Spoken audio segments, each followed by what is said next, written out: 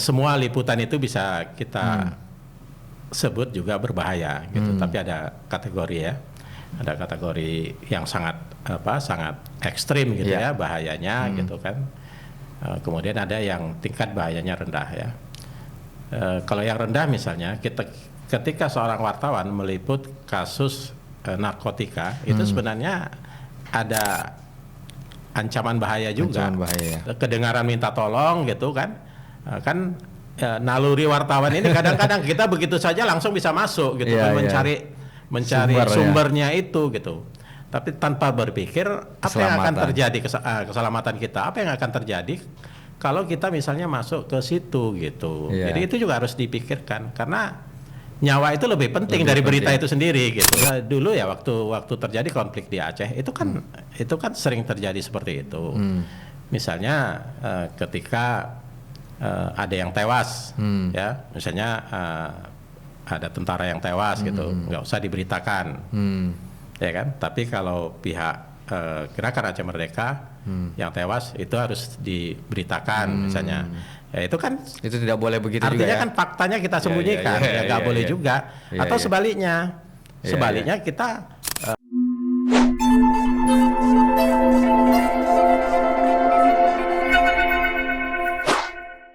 Assalamualaikum warahmatullahi wabarakatuh. Selamat siang sahabat-sahabat sekalian, rekan-rekan LPD Circle, Lembaga Pers Dr. Sutomo, Pusat Pelatihan dan Pendidikan Jurnalisme Profesional. Hari ini kami kedatangan tamu yang sangat istimewa, jauh-jauh dari Medan, Pak Maskur Abdullah. Ya, beliau jurnalis senior di Harian Waspada Medan. Sampai sekarang masih, Pak? Sekarang Waspada Aceh. Waspada Aceh, saat ini di Waspada Aceh. Hari ini kita akan berbincang-bincang tentang liputan di wilayah bencana atau di wilayah konflik. Kira-kira begitu ya, Pak? Iya, wilayah berbahaya. Wilayah berbahaya. Nah, sebelum kita pada pembahasan lebih lanjut, saya akan bacakan dulu kurikulum vitae-nya Pak Maskur Abdullah. Pak Maskur lahir di Desa Ledong Barat, Kecamatan Pulau Rakyat, Kabupaten Asahan, Sumatera Utara.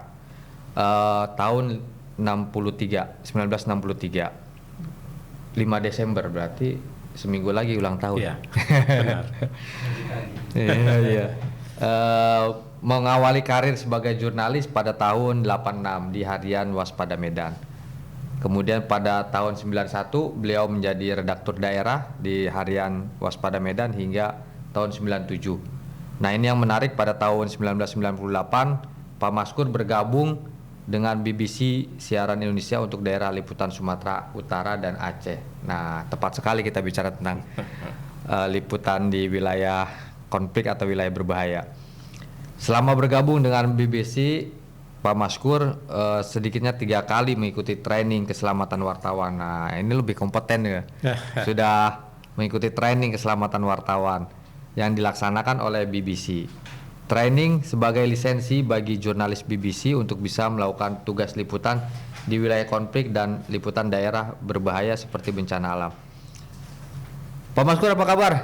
Alhamdulillah sehat. Sehat ya? Sehat, alhamdulillah. Sudah berapa hari di Jakarta? Sudah hari keempat ini. Hari keempat. Sudah lama berarti di Jakarta nih? Ya, benar. Ada acara apa? Kemarin ada acara ikut TOT penyegaran penyegaran penguji oleh Dewan Pers ya, yang diadakan di Aston Bekasi. Jadi ikut acara di sana. Oh ya, Pak Maskur ini teman-teman, beliau salah satu pengajar dan penguji di LPDS. Jadi kalau ada UKW, beliau termasuk salah satu pengujinya, asesor dari LPDS ya, Pak? Benar nah sekali. Kemarin kebetulan ada penyegaran ya, penyegaran untuk penguji. Untuk penguji dari Dewan Pers di Bekasi. Jadi benar. Sejak kemarin ya, Jumat ya? Iya, sejak hari Jumat dengan Sabtu. Jumat sampai Sabtu. Kamis, Jumat, Sabtu. Iya, Jumat, Sabtu. Iya.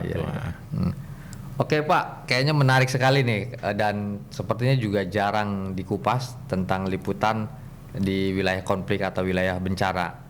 Nah, yang sepengetahuan Bapak ya, Pak Maskur, sebaiknya wartawan saat meliput di wilayah-wilayah tersebut itu apa yang harus dipersiapkan? Yang paling utama kira-kira? Iya, pada intinya kan begini ya, semua liputan itu bisa kita sebut juga berbahaya gitu, tapi ada kategori ya, ada kategori yang sangat sangat ekstrim gitu ya bahayanya gitu kan. Kemudian ada yang tingkat bahayanya rendah ya. Kalau yang rendah misalnya ketika seorang wartawan meliput kasus narkotika itu sebenarnya ada ancaman bahaya juga. Ancaman bahaya. Ya, contoh kasus seorang teman saya wartawan televisi di Medan, ya dia melakukan liputan ketika polisi melakukan penggerebekan di sebuah asrama, gitu di salah satu asrama. Si wartawan teman saya ini datang ke sana untuk melakukan liputan. Nah, ketika polisi sudah keluar dari lokasi itu, si wartawan masih di situ dan disitulah dia kemudian dikeroyok, ya sampai mengalami luka-luka. Jadi artinya bahwa semua liputan itu sebenarnya punya ancaman bahaya juga, masing-masing gitu. Ya wilayah. Nah, kalau kita bicara tentang liputan di daerah berbahaya, itu bisa di daerah konflik ya, bisa konflik bersenjata, dan juga daerah bencana, bencana alam, gempa ya, dan lain-lain. Nah, selama ini kalau setahu saya ya, banyak teman-teman jurnalis yang sama sekali tidak memiliki pengetahuan dasar tentang keselamatan dalam meliput di daerah-daerah berbahaya itu gitu. Bahkan dari pimpinan medianya sendiri itu tidak pernah punya SOP ya. Bagaimana kalau jurnalisnya itu melakukan liputan di daerah berbahaya misalnya kan, apa yang harus dilakukan, persiapan apa yang harus dilakukan, misalnya liput konflik bersenjata. Artinya yang kita anggap tidak berbahaya ternyata lebih berbahaya. Gitu. Jadi dalam liputan misalnya untuk liputan penyakit menular, itu juga harus ada SOP-nya mestinya gitu. Dari kantor sudah menentukan SOP-nya. Harusnya, kalaupun dia belum bisa memberikan pendidikan tentang kesehatan ya, tentang masalah itu kepada jurnalisnya, paling tidak ada SOP-nya, ya kan, berapa cara dan apa yang harus dia lakukan. Nah, si editor itu kan bisa berkonsultasi dulu dengan dokter yang ahli misalnya, ya kan, apa yang harus dilakukan untuk pencegahan itu gitu. Nah, selama ini itu tidak ada. Tapi kalau kami itu kita lakukan gitu, di media kita lakukan. Misalnya banjir, langsung kita keluarkan SOP-nya untuk liputan banjir seperti apa begitu. Ya. Ini yang liput bencana Pak ya, karena misalnya teman-teman misalnya ada yang liputan di ini belum bicara liputan di medan perang ya, misalnya liputan di bencana lah. Dikatakan ketika asik liputan bahkan sampai nyebur ke lokasi banjir misalnya. Nah, itu kan secara mungkin dari frame-nya kelihatan menarik karena dia langsung lokasi. Tapi mungkin ada ancaman berbahaya ketika mereka liputan di tengah-tengah arus banjir itu. Benar, itu sering terjadi begitu kan. Apalagi di daerah pegunungan misalnya ya, baru terjadi peristiwa banjir dan seringkali ada banjir susulan. Nah, itu dia. Nah, itu yang kadang-kadang kita wartawan yang tidak punya pengetahuan di bidang itu bisa jadi korban gitu. Paling tidak si wartawan itu harus berkomunikasi dulu dengan orang-orang yang ahli di situ, yang paham gitu. Ya. Memahami medannya memahami medannya gitu, sehingga dia bisa terhindar dari ancaman bahaya itu gitu. Termasuk juga gempa ya. Gempa bumi ya. Gempa bumi sering. Kan misalnya lah terjadi gempa, sebuah gedung kemudian ambruk gitu kan. Terus ada orang yang kedengaran minta tolong gitu kan. Naluri wartawan ini kadang-kadang kita begitu saja langsung bisa masuk gitu mencari sumbernya itu gitu. Tapi tanpa berpikir apa yang akan terjadi keselamatan kita, apa yang akan terjadi kalau kita misalnya masuk ke situ gitu. Jadi itu juga harus dipikirkan karena nyawa itu lebih penting dari berita itu sendiri gitu. Gempa bumi, kemudian Gunung Merapi juga ya kan, ada banyak wartawannya jadi korban termasuk di Sumatera Utara kan. Itu dia mendekati gunung gitu. Nah, waktu itu saya juga liputan, tapi saya berkonsultasi dengan apa waktu itu BMKG ya. Yeah. yang ahli tentang itu gitu kan, memberikan saran-saran begitu. Nah, kita nggak berani terlalu dekat gitu. Begitu pas waktu saya liputan ke sana itu ada semburan, kita cepat bisa lari keluar gitu. Nah, itu. Jadi tapi kalau kita terlalu dekat udah nggak sempat ya, sudah kena duluan kita gitu. Jadi yang harus diutamakan wartawan ketika berada di wilayah bencana saat meliput, keaktualan berita atau keselamatan jiwa jurnalisnya dulu nih, Yang pertama keselamatannya dulu harus dipikirkan. Iya. Yang pertama begini ya, kalau saya selalu sampaikan ke teman-teman jurnalis, kalau Anda mau liputan ke daerah-daerah bencana, persiapan dulu logistik. Logistik. Apa yang perlu Anda bawa, ya kan? Misalnya dari sisi ya makanan, bisa jadi di sana Anda nggak dapat makanan, Iya. ya kan? Belum tentu, walaupun semula Anda merencanakan hanya 1 hari liputan, bisa jadi pulangnya nggak bisa, Iya. nggak bisa pulang 1 hari itu karena mungkin ada banjir susulan gitu kan? Itu harus dipikirkan. Jadi makanan, kemudian obat-obatan juga, terus hal-hal lain yang menurut kita penting, termasuk peralatan tugas kita, supaya kita ke sana juga nggak sia-sia gitu, ya. Sampai di lokasi, ketika kita nggak bisa pulang hari, kita bisa punya punya makanan, perbekalan gitu kan.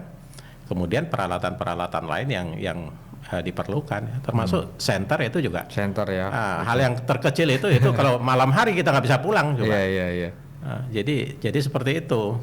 Iya. Karena udah banyak contoh-contoh itu gitu. Itu yang di liputan bencana. Sekarang kalau di liputan semacam konflik angkatan gitu misalnya. Nah, dan kalau pemberontak gitu. Ya, kalau konflik bersenjata memang ada pelatihan khusus ya. Dan saya sudah 3 kali mengikuti pelatihan keselamatan jurnalis untuk liputan di wilayah konflik ya. Nah, itu kita diberi pengetahuan tentang jenis-jenis senjata, kemudian termasuk dampak senjata ini, ancamannya. Misalnya kalau granat, misalnya granat itu kalau meledak, ledakannya seperti apa, sejauh mana, sehingga kalau kita sebagai wartawan berada di lokasi itu, apa yang harus kita lakukan? Misalnya tiarap di gundukan misalnya kan. Nah, itu dipelajari di situ, termasuk senjata itu misalnya AK-47 gitu kan. Sejauh mana kemampuan tembaknya, jarak tembaknya yang tepat atau yang membahayakan misalnya kan. Itu kita diberitahu untuk menghindari itu ya. Nah, supaya kita tahu kita untuk selamat itu kita mencari perlindungannya di mana. Kalau misalnya kita di balik tiang telepon misalnya ya, atau tiang listrik yang dari besi misalnya, ternyata itu bisa jebol untuk jarak tertentu, gitu kan. Kemudian kayu misalnya, pohon misalnya gitu, itu juga bisa jebol untuk dalam jarak tertentu. Jadi yang paling aman itu ya memang di tanah, gitu kan, merunduk gitu ya. Merunduk, dicari tempat yang agak lebih rendah gitu. Itu diajari di dalam training itu gitu. Termasuk AK-14 tadi kalau di Timur Tengah dan di Amerika Latin itu kan sering ditembakkan ke atas itu ya. Mereka semacam pesta gitu kan. Nah, itu kemudian kan pelurunya akan jatuh kan.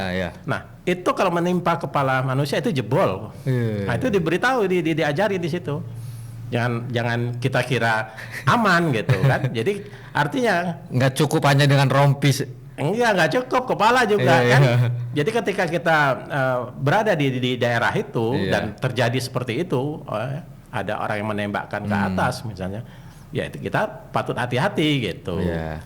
Jadi banyak hal ya yang diajari di dalam training itu, termasuk juga ketika misalnya kita disandera. Ketika disandera, kemudian apa yang harus kita lakukan gitu kan. Nah itu juga kita diberitahu gitu. Apa Pak kalau kita sebagai wartawan kemudian tiba-tiba tersandera? Ya kalau kita tersandera tentu kita nggak bisa melawan ya. Kita harus mengikuti apa kemauan mereka gitu kan. Nah tapi kalau di tempat saya bekerja dulu itu setiap jurnalis yang meliput di daerah konflik itu diberi semacam password, ya, sehingga biasanya penculikan itu atau penyanderaan itu kan tujuannya untuk pemerasan atau apa gitu ya, pokoknya ada tujuan kan gitu. Nah ketika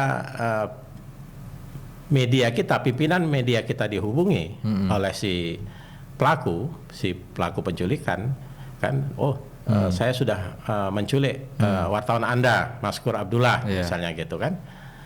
Pimpinan kita kan nggak boleh percaya begitu saja. Iya kan? Oke, kita katakan kalau benar itu wartawan kita, coba sebutkan passwordnya misalnya. Tapi ya, saya lupa istilahnya apa, kira-kira password gitu kan. Jadi ada nomor tertentu yang mengindikasikan bahwa itu memang saya. Kalau itu tidak bisa disebutkan, berarti itu bukan saya. Kan gitu. Bisa jadi modusnya pemerasan dan macam-macam gitu. Harus ada kata kuncinya dulu. Harus ada kata kunci dulu. Ya kan.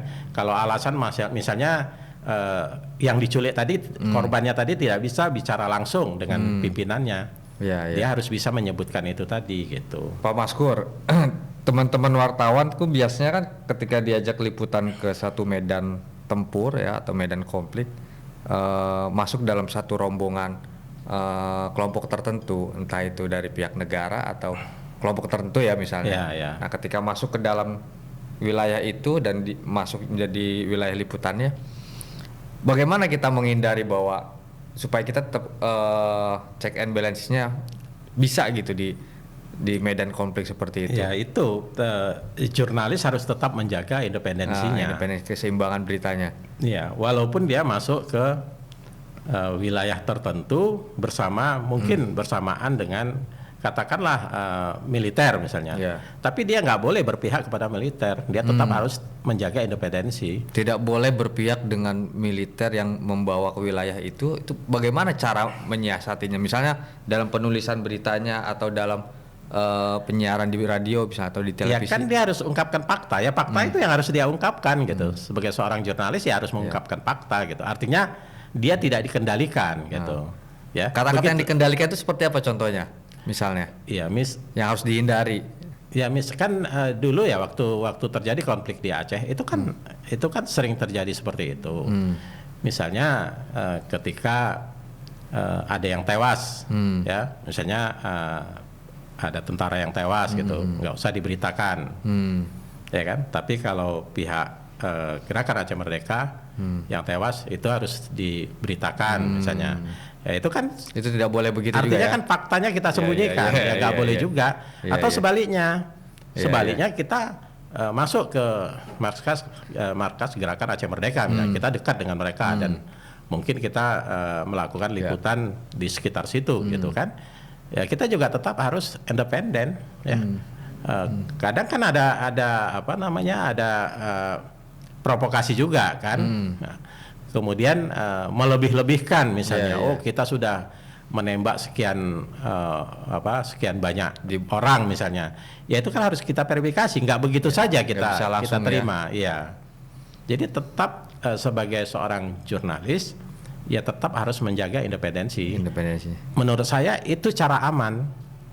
Kalau kita berpihak ke satu pihak, kita tidak aman di pihak lain. Kalau kita berpihak ke pihak lain, kita juga tidak aman juga. Dulu pengalaman saya seperti itu, saya harus independen dan nyatanya saya bisa diterima di kedua belah pihak gitu. Nah, biasanya yang seharusnya didorong oleh rekan-rekan wartawan di medan konflik, pemberitaan seperti apa selain yang peristiwa faktanya itu yang ada, tapi apa yang harus didorong dalam pemberitaan supaya dua kelompok yang bertikai itu segera menyelesaikan sengketanya atau perangnya? Ya kalau menurut saya ya, kalau dalam konsep jurnalisme damai ya, kalau kita bicara dalam konsep jurnalisme damai itu laporan-laporan yang kita sampaikan tidak lagi dalam bentuk provokasi ya. Kan seringkali ya beritanya itu diwarnai dengan provokasi ya. Nanti sana tembak sekian tembak ya tentang pembunuhan gitu kan. Tapi kita lebih kepada dampak dari peristiwa itu, misalnya bagaimana ibu-ibu ya, orang-orang tua yang anak kecil yang menderita ya, anak-anak kecil yang sakit, yang kesehatannya terganggu, kemudian yang usia sekolah tidak bisa sekolah akibat konflik itu. dengan pemberitaan seperti itu ya, lebih pendekatan kepada human interest ya, itu akan menimbulkan empati ya, kan dari kedua belah pihak, sehingga tidak berlarut-larut ya. Iya, tidak berlarut-larut, dan kedua belah pihak berusaha untuk menyelesaikan, untuk menghentikan pertikaian itu gitu. Ya itu yang dilakukan di Afrika kan, ketika terjadi konflik kemudian dikembangkanlah bukan saja di kalangan jurnalis tapi juga tokoh-tokoh agama, tokoh adatnya, supaya ngomongnya semua inginnya damai begitu. Diarahkan ke sana ya. Arahkan ke sana, pemberitaannya juga diarahkan ke sana sampai akhirnya memang tercipta kedamaian itu gitu. Itu jadi peran wartawan di wilayah konflik juga itu ya, mendorong segera terciptanya perdamaian di antara kedua pihak. Iya, lewat pemberitaan. Begitupun ya fakta juga tetap fakta peperangan itu tetap kita sampaikan juga. Tapi bukan itu saja gitu. Selama ini kan cenderungnya kan yang berdarah-darah saja gitu. Iya. Yang tersulit apa sebenarnya ketika kita meliput di wilayah konflik? Nah itu yang paling sulit ya praduga. Praduga dari salah satu kelompok. Ya ketika kita agak dekat ke kelompok, sebenarnya bukan dekat begitu kan, kita semua harus kita lakukan pendekatan kan gitu. Kita dikira dari kelompok A. Ketika kita masuk ke kelompok B, padahal hanya untuk tugas-tugas jurnalistik, dikira bahwa kita sudah berpihak ke kelompok B. Begitu. Nah, satu kali ketika saya baru melakukan liputan di Aceh waktu itu, di daerah Pidi. Ya. Nah, pulang dari sana, memang waktu itu ketemu dengan Panglima Gerakan Aceh Merdekanya ya. Pulang dari sana itu saya sempat dicegat di depan rumah sakit. Nah di rumah sakit itu ternyata baru terjadi semacam bentrokan antara masyarakat biasa dengan aparat di situ. Sepertinya ada korban di situ kan. Nah waktu kita lewat di situ, mobil kita pelan-pelan dan saya melihat ada darah dan ada sandal di jalan itu. Nah, karena saya melambatkan mobil, kemudian saya di stop ya, oleh salah satu aparat dengan ucapan yang kasar gitu, kemudian menodongkan senjatanya ke dada saya gitu kan. Nah, saya lihat gitu, saya langsung lihat nama dari sini kan gitu. Langsung saya pakai bahasa itu. Ya kan gitu. Ada pendekatan ya. Itu memang harus pandai-pandai lah gitu kan. Langsung pakai bahasa itu kan. Dia terkejut gitu kan. Wah, saudara ini tuh. Terkejut. Nah, terus setelah itu kan komandannya dengar gitu kan. Oh, Mas katanya. Langsung lanjut katanya gitu. Nah, kadang-kadang kita di lapangan juga ngalamin harus itu punya kan. improvisasi ya. Harus cepat gitu kan. Berpikirnya harus cepat gitu. Nah, kemudian ini tadi banjir ya. Ada hal lain yang menurut saya juga tingkat bahayanya tinggi. Misalnya untuk kasus-kasus kebakaran, ya, sebuah gedung terbakar misalnya, kemudian ada tim dari mana gitu ya, bisa jadi dari aparat berwenang ya, melakukan penelitian ke situ. Biasanya wartawan kan ikut-ikut aja, gitu kan, tanpa tahu bahwa ini aman atau tidak. Rawan ya itu ya, padahal gedung yang sudah terbakar itu kan akan rapuh ya. Ada gedung yang kemudian bisa ambruk gitu kan. Nah itu harus dipikirkan juga ya. Paling tidak kalau ketika yang ahli mengatakan ini aman, barulah kita boleh masuk gitu. Jadi jangan begitu saja, termasuk kapal kan sudah ada contoh kapal yang terbakar, bakar. Nah, kemudian aparat ke sana untuk melakukan wartawan ikut meliput, wartawan ikut meliput, kemudian tenggelam. Ya, nah itu sebenarnya itu harusnya ada SOP-nya sebelum itu gitu. Ada yang harus sudah dipikirkan dulu ya. Iya, sebelum masuk aman atau tidak gitu. Jadi prinsipnya tadi semua liputan berbahaya. Ada liputan tentang kerusakan lingkungan, pasti ada orang yang tidak suka juga kan, yang merusak lingkungan yang tidak suka kan. Kita meliput tentang tentang satwa liar misalnya yang punah gitu kan, karena diburu kan. Ketika Anda melakukan liputan, ada orang yang tidak suka, siapa? Ya pemburu gelap itu kan gitu, pemburu ilegal itu yang tidak suka. Gitu juga kasus penebangan hutan kan. Jadi pada prinsipnya semua liputan itu punya tingkat bahaya juga gitu. Jadi sebaiknya wartawan juga harus ikut training lah untuk keselamatan jurnalis ya. Sampai hal-hal yang terkecil gitu. Baik Pak Maskur, menarik apa yang disampaikan hari ini. Ada pesan nggak buat teman-teman yang jika nanti akan meliput di wilayah konflik itu selain yang tadi disampaikan? Ya. Bagi saya pesan untuk teman-teman jurnalis, kalaupun medianya ya tidak menyelenggarakan, tidak memberi kesempatan kepada kita untuk mengikuti pelatihan-pelatihan keahlian seperti itu, ya, atau organisasinya juga tidak melakukan seperti, Anda bisa belajar sendiri. Ya, sekarang sudah banyak keterangan-keterangan ya tentang keselamatan jurnalis. Kalau kita tinggal cari saja ya di lewat online itu sudah kelihatan, kita baca gitu kan. Dan untuk yang bersifat yang yang di luar tentang senjata, mungkin untuk tingkat bahaya bencana kita bisa juga berdiskusi dengan Badan Penanggulangan Bencana kan. Mereka pasti orang-orang terlatih gitu, pernah dilatih untuk itu gitu. Bisa bila perlu kita undang mereka gitu kan. Jadi paling tidak kita paham lah, termasuk kesehatan ya. Jadi penyakit menular dan ini keselamatan, bagaimana menyelamatkan penyelamatan darurat ketika teman kita mengalami tidak bisa bernapas segala macam, itu kita diajari itu harus ada pengalaman ya. Ya itu harus paham juga gitu ya. Itu kira-kira. Jadi wartawan bisa belajar sendiri, tapi kalau ada kesempatan bisa ikut ya ikutlah. Banyak semacam itu.